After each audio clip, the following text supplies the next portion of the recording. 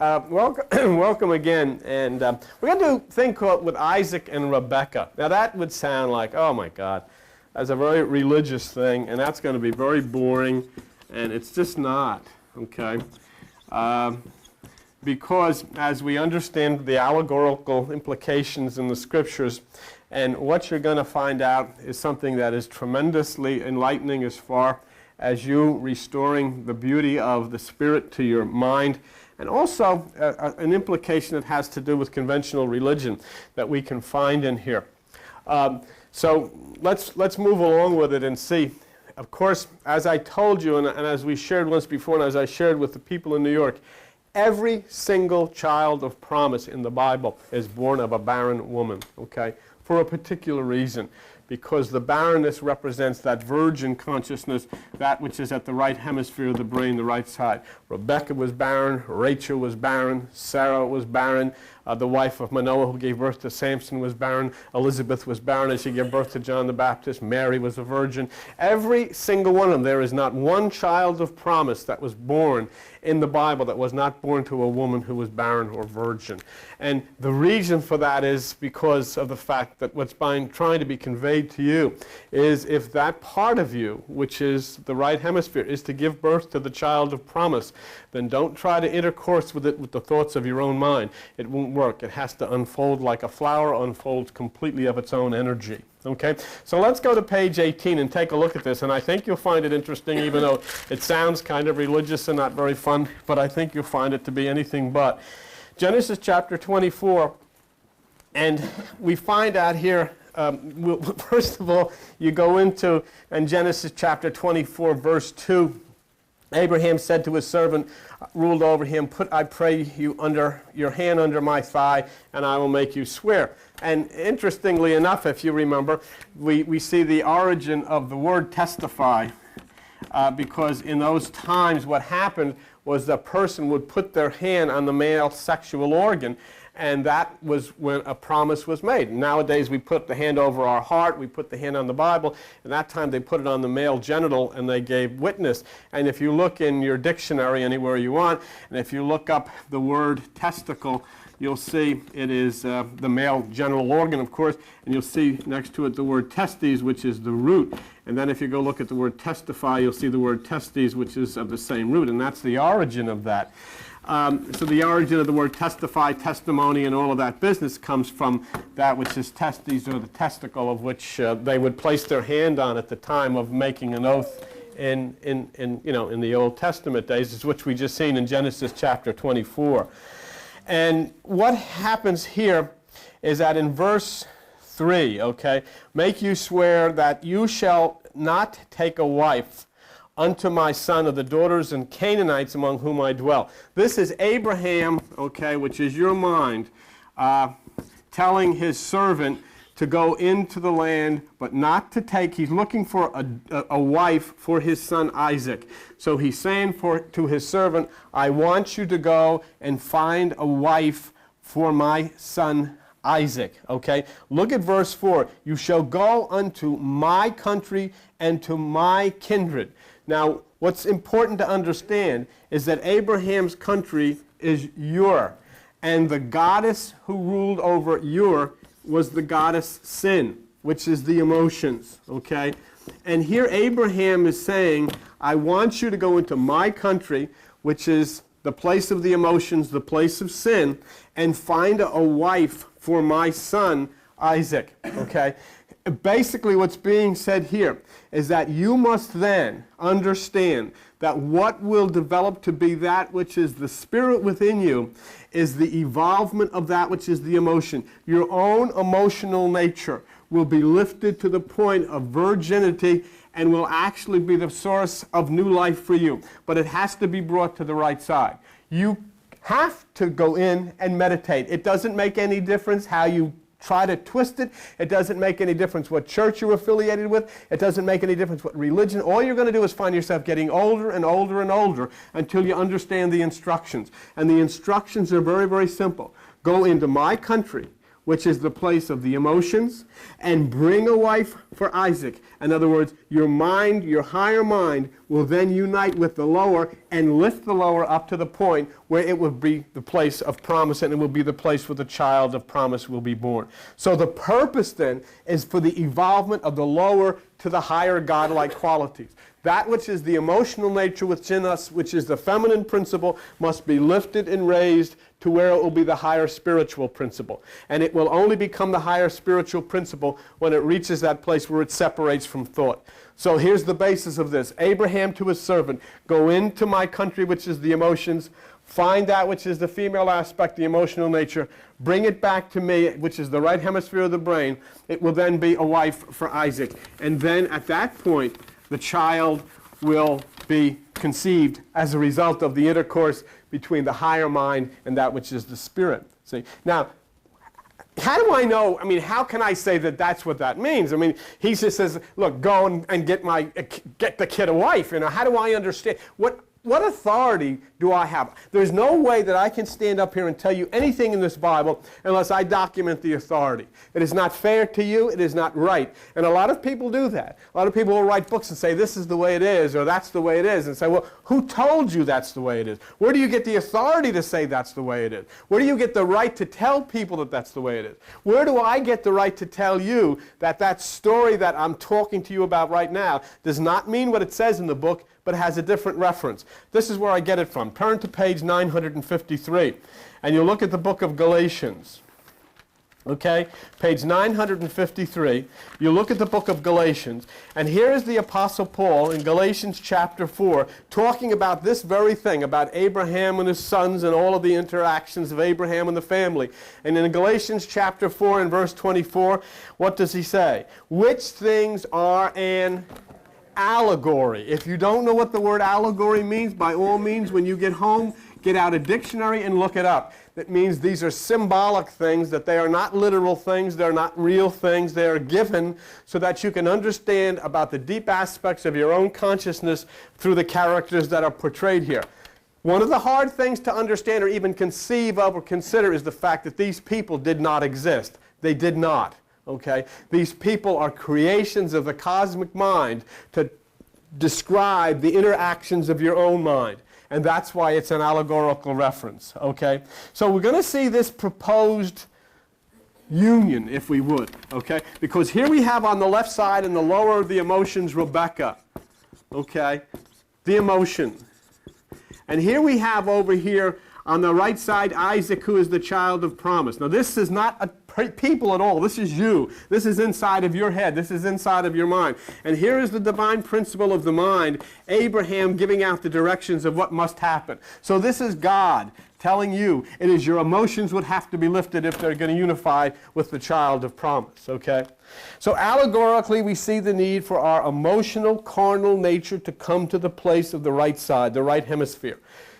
And here's something that you want to understand, and here's something that religion has failed to grasp. The right side is never going to come to the left. It can't. It can't. It cannot be done. The left must come to the right. You've got to do the one. You've got to be the one that's got to come in. That which is divine is not going to come into you. You've got to be the one that's got to go into it. And that's a basic flaw in the aspect of religious teaching today, because the aspect of religion teaching today is ask Jesus to come into you. He can't. He can't. He's already in you. He's asking you to come into him. The higher cannot come into the lower. The lower's got to go into the higher. And that's what this story's about. And that's why it's so very, very important that you understand that. You can't sit and pray. You can't sit and sing songs. You can't sit and read books. You've got to do something. And what you've got to do is go to that point of your lower emotions and bring it up to the higher place, or else it won't work. And it doesn't make any difference. You'll have fun in your religion, and you'll have fun singing your songs, and you'll read nice books, and you'll get very emotional, but you're still going to be dwelling here in the place of the emotions until you finally resurrect that thing and bring it out of the land of Hur. Remember, this is in the land of Hur, which is the land of sin, which is the emotions. It's all sin is. Sin is not drinking, it is not smoking, it is not sex, it is not going to Atlantic City. It's dwelling in the emotions.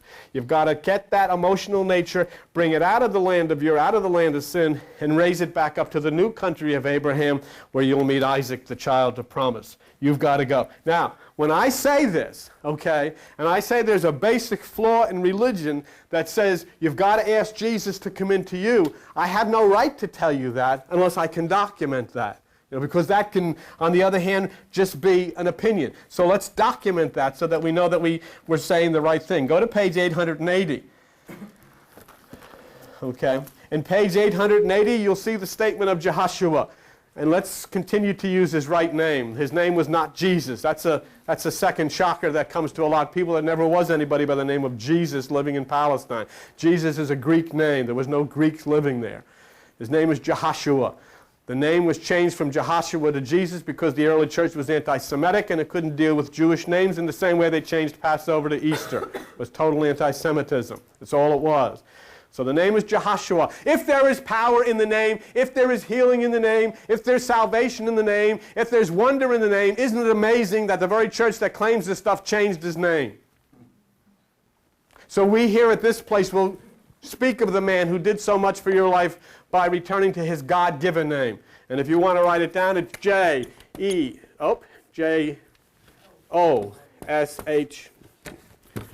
No, it isn't. It's J-E-H-O-S-H-U-A.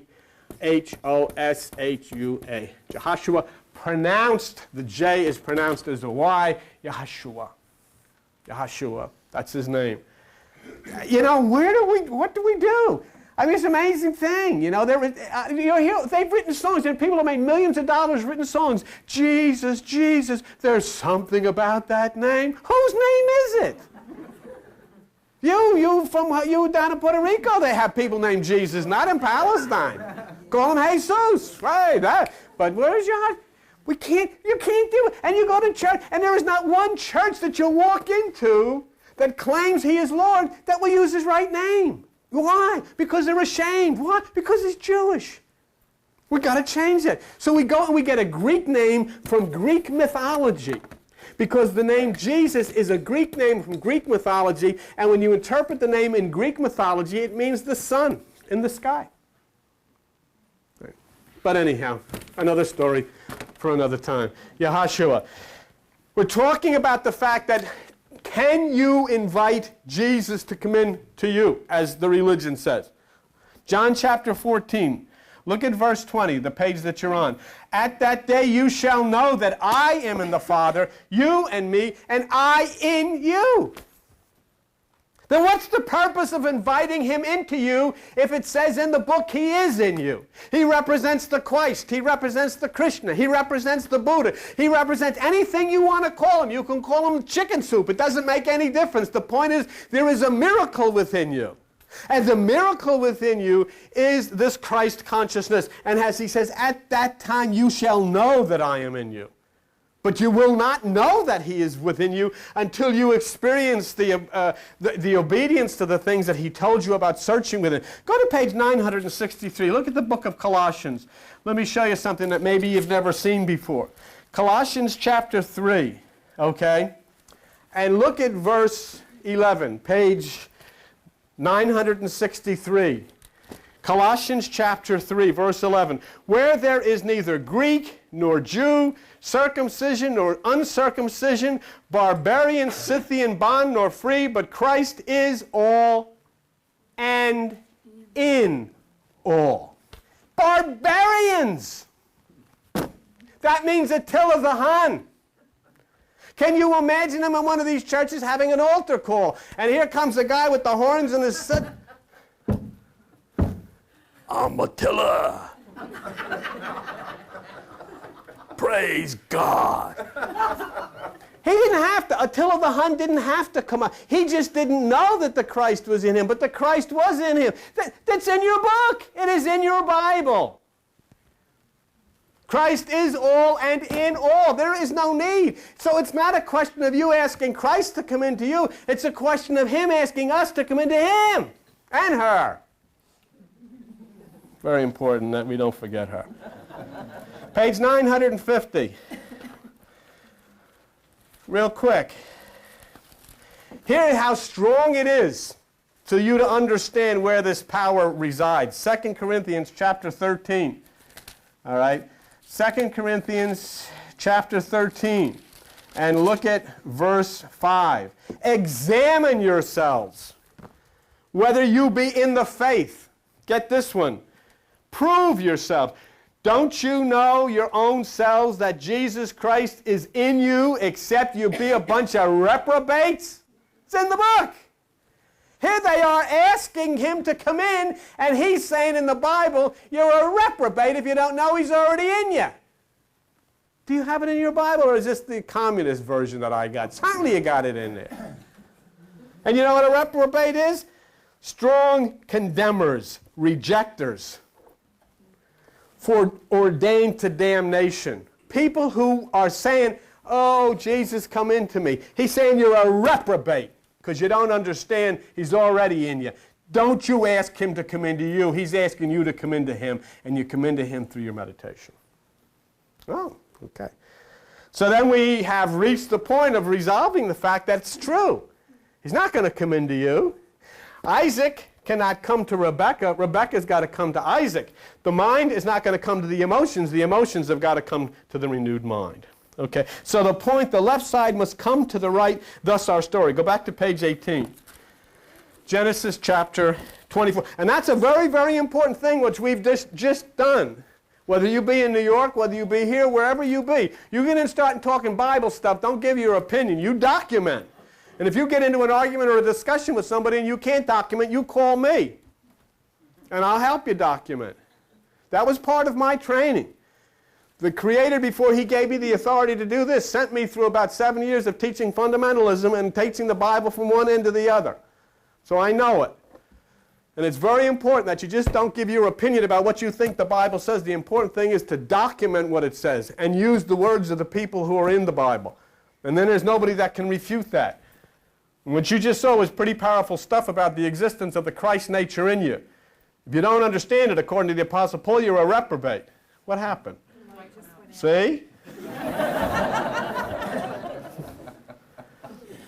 Does that mean all of them are going to go out now?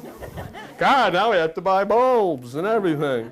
All right, Genesis chapter 24. Look at verse 5. And remember, you're not here to believe anything. I'm not here to convince you of anything. I'm just here to show you. You reach your own conclusions. A young lady came up to me in New York last night and said she had taken a course in miracles or a course in this, a course in that. And she said, you know, what do you think? I said, I think that what you need is to listen to that which is within yourself, because the lady that wrote the Course in Miracles, that might be very beautiful. What is good for her may not be good for you.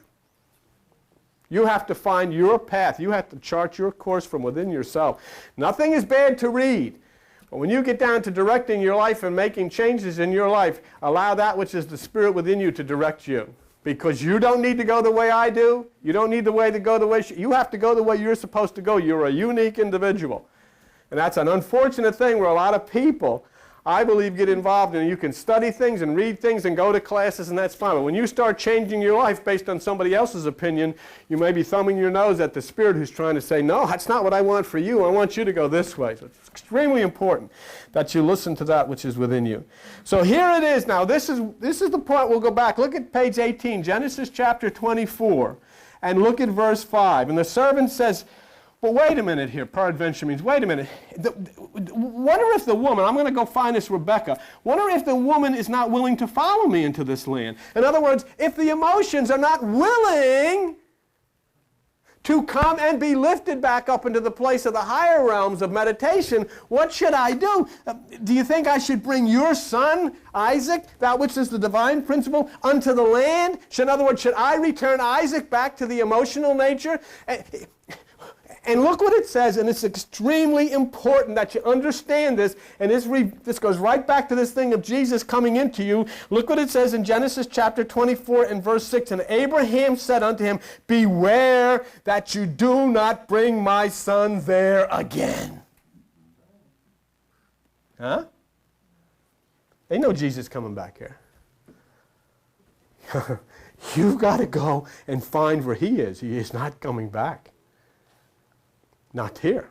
He's already back as far, because he's never left. He dwells in that higher mountain place within you. That's the second coming. People were talking about it last night. Now, let me show you something. They talk about the second coming, the heaven, the kingdom of heaven is at hand, okay? The planet that is ruling the universe in the age of Aquarius is Uranus, right now. The kingdom of heaven is at hand, says Jehoshua the Christ in the Bible. Do you know, in that Greek translation, what is the name of heaven? Uranus. Did you know that? And did you know that also Uranus is known, and look it in your dictionary, as the son of heaven? It has returned. And Jesus said, if you look in the Greek, the kingdom of Uranus is at hand. And you're living in it. It's part of your life now. It's all here. Come on, tell me about it. The Soviet Union is gone. The wall fell down. Tell me about it. Yasser Arafat is in the Gaza Strip. Israel is kissing Jordan. Tell me about it. Tell me that Nelson Mandela is the president of South Africa. In spite of all of these, tell me what's happening. The influences of this magnificence that is in the universe is happening. And that's why you've got to take some time away from your own personal interest and pay attention to what's going on. Because you may miss everything. You may have gained a little bit and you wind up missing the world. Because it's so important that you continue to energize this thing. And so he says, beware that you do not bring my son. Isaac must not go to the land where, Isaac must not go to the land where Rebekah is. Rebekah must come. Genesis 24:7. Genesis chapter 24 and verse 7. And this is what Abraham said, the Lord God of heaven took me from my father's house. In other words, this is you. This is what's going on in your head. You were taken from your father's house. Your father's house was it was the place of the emotions. It was the place of sin. You were lifted up to the higher realms of the right hemisphere of the brain, which is the place of the divine aspect of God, the divine energy of God. And Abraham said, the Lord which took me, and from the land of my kindred spoke unto me and said, swear to me, unto your seed I'll give you this land. He'll send your angel before you, and you shall take a wife unto my son from hence. In other words, what's saying here is, hey, I've been lifted up from this place. I understand where it is. And now I must understand that I will be born. What will be born from within me will be this beautiful aspect of that promise. But I've got to reunite. I've got to bring my emotions up. I've got to bring my emotions up to that which is the spirit. Do you know what happens? What happens is beautiful as the child is born. Look at Genesis 24, verse 8. And if the woman will not be willing to follow you, then you shall be clear from this oath. Only do not bring my son there again. Whatever you do, whatever might distract you, remember something very, very important. Do not bring my son back there again. So your mind has been renewed. You gave birth to Isaac, which is the higher mind, and now you must allow the renewed mind to affect the emotions. Not by bringing your divine mind down to all of your ideas and all of your interests, but by bringing your emotions up to the place of meditation. In other words, what this is saying, and there's no other way you can turn this around, if you want to find this marriage, and if you want to give birth to this child, then you've got to restore it. It's got to be lifted up. It's got to be lifted up. And you know the beautiful way this story came out? 24, verse 9. And the servant put his hand under the thigh of Abraham and swore to him concerning the matter. Genesis chapter 24, verse 10 to 14. The servant takes 10 camels out to look for Rebekah. Now that is important. There's two things. Number 10 is completeness. And this task will be completed by going into the desert. In other words, you go into the wilderness, and the camels are very important because the camels are those which take the living water deep within themselves and go over great distances of dry ground to reach their goal. So the 10 camels are the fact of the truth will carry you across the barren deserts of your mind and the barren deserts of meditation until the completeness of the union back with the divine mind is accomplished. Okay? And that's what's in 24 verses 10 to 14.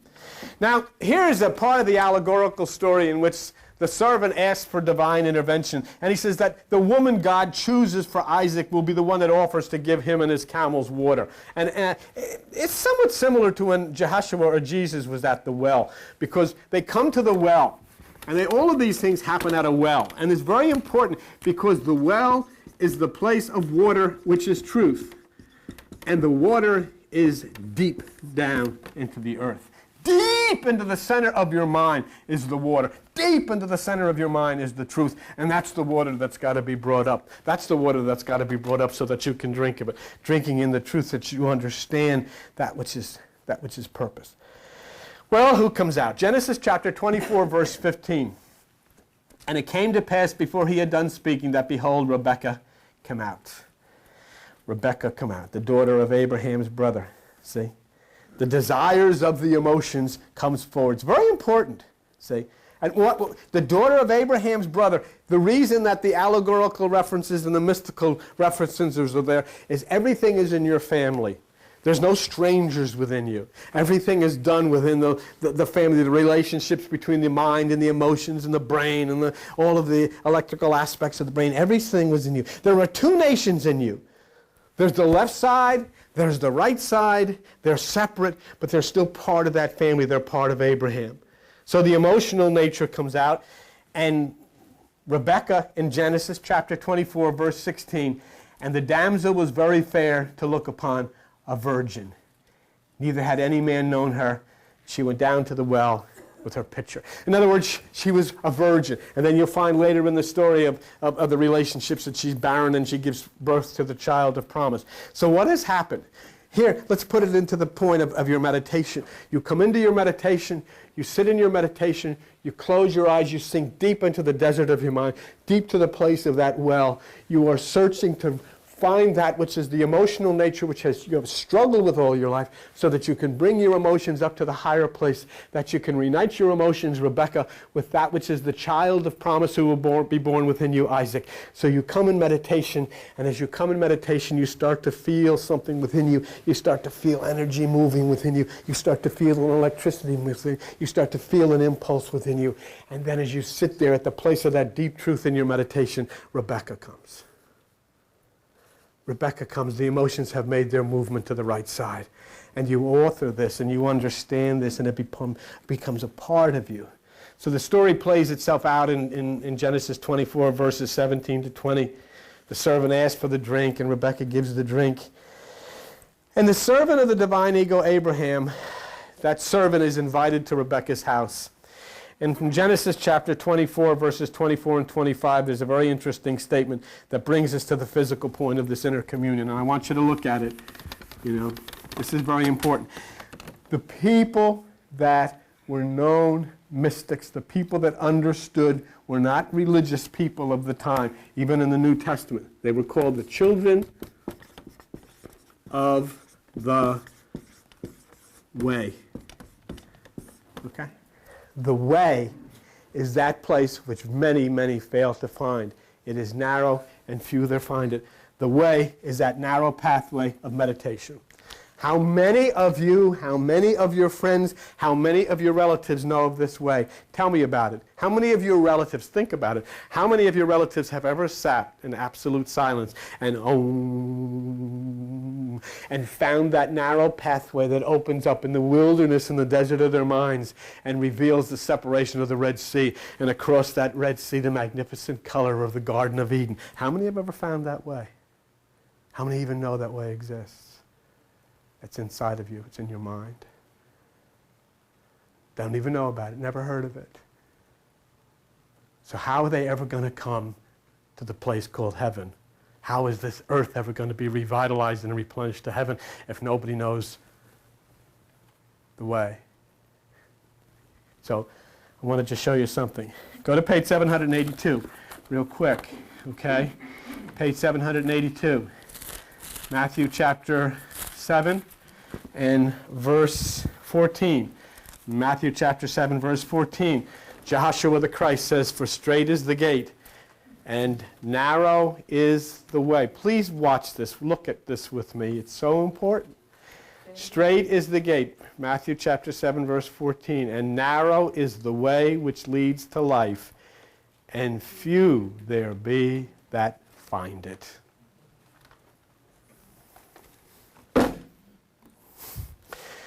Remember when the Apostle Paul was Saul and then he was persecuting people? Go to page 896. Let me show you something. It's in Acts chapter 9. Acts chapter 9. And what were Saul's instructions about rounding up the people that he was seeking? In Acts chapter 9 and verse 2. And desired of him letters to Damascus to the synagogues, that if he found any of this way, whether they were men or women, he might bring them bound unto Jerusalem, to the lower Jerusalem.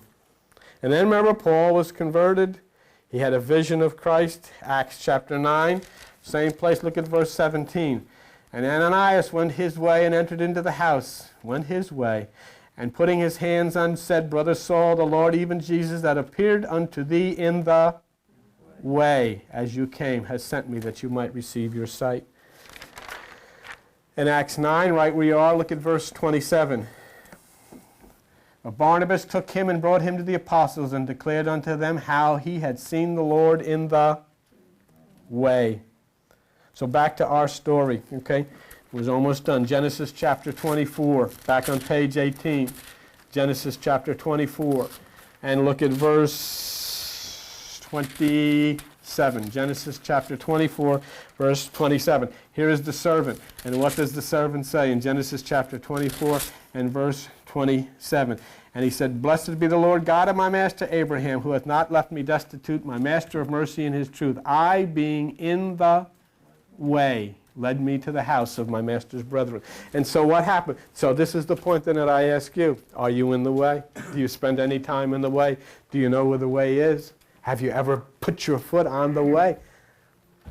I can't do. What can I do? You know, it's like I can't translate you. I can't transport you to New York. There's a way to get to New York. You have to follow that way. And if I say to you the way to go to New York is to get on the Parkway and head north, and you get on the Parkway and head south, you're not going to get to New York. You want to find heaven? There's a way. And the way is inside of you. It's up to you. No, it's none of my business whether you follow that way or not. It's all yours. It's yours. It's for you. It's for your families, for your children, for the animals. For God's sakes, it's for the planet Earth, which has been raped and pillaged by religion and the systems of the world. I was talking to people last night. I put that little thing back there, and had some people, when they first see it, get really mad at me, which is good, because I talk about the evilness of the traditional family. That's the trouble. The traditional family is broken. The traditional family is broken because the traditional family is evil. Because religion created it with a flaw. And it said, in order for there to be a traditional family, the female must submit to the male. And you programmed it to self-destruction. And this is the age of the female, and the female will no longer submit to the male. It's over. And if there ever will be a traditional family, then it will be a co-partnership, or it won't be at all. And so all the violence to the children, all the drugs to the children, all the violence in the streets is because the traditional family is broken up. That's true. But the traditional family is not broken up because of attacks from the inside. It's broken up because of an explosion from the inside, not from the outside. And it should break up. Because whenever you have one segment of the population forced to submit to another segment of the population, that's evil. And that was the basis upon which you had marriage in the family. Let it die. But let it be resurrected as a co-partnership of people, of human beings, holding hands together and strengthening one another in an equality. The head of the house, dearie, I got a beautiful job. I'm going to be going, I'm flying here, and I'm going to fly there. I'm going to go to all these meetings, and I'm going to have all of this stuff, and I'm going to meet all of these people, and I'm going to have such a great career, dear. Do you have my socks ready? Right. It's over. Remember that, Billy.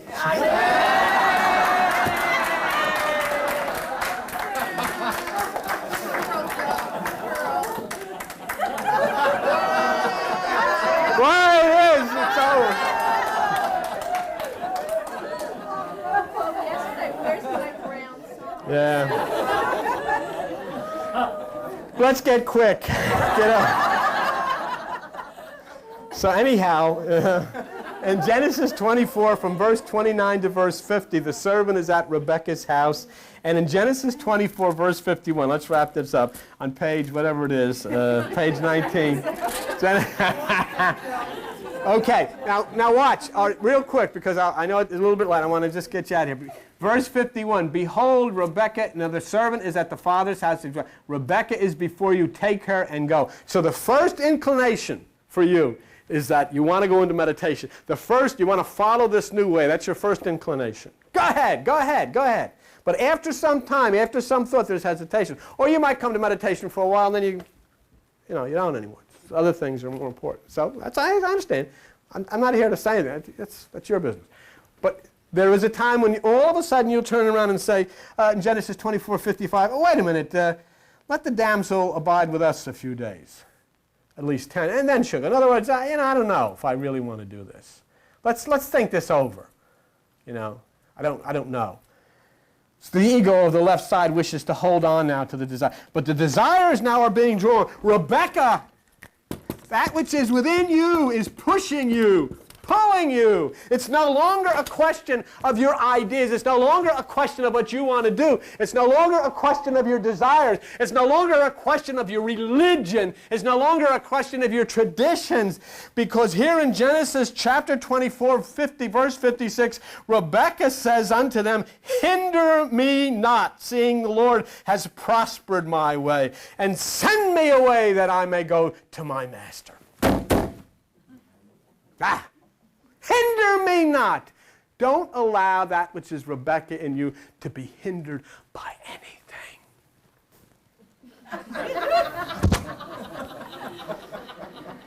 And it wraps up in Genesis chapter 24, verse 62. And this is very occult. Isaac comes, look what it says.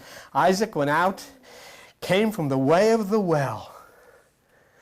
Oh, here comes now. See, you come to meditation, things are starting to happen inside.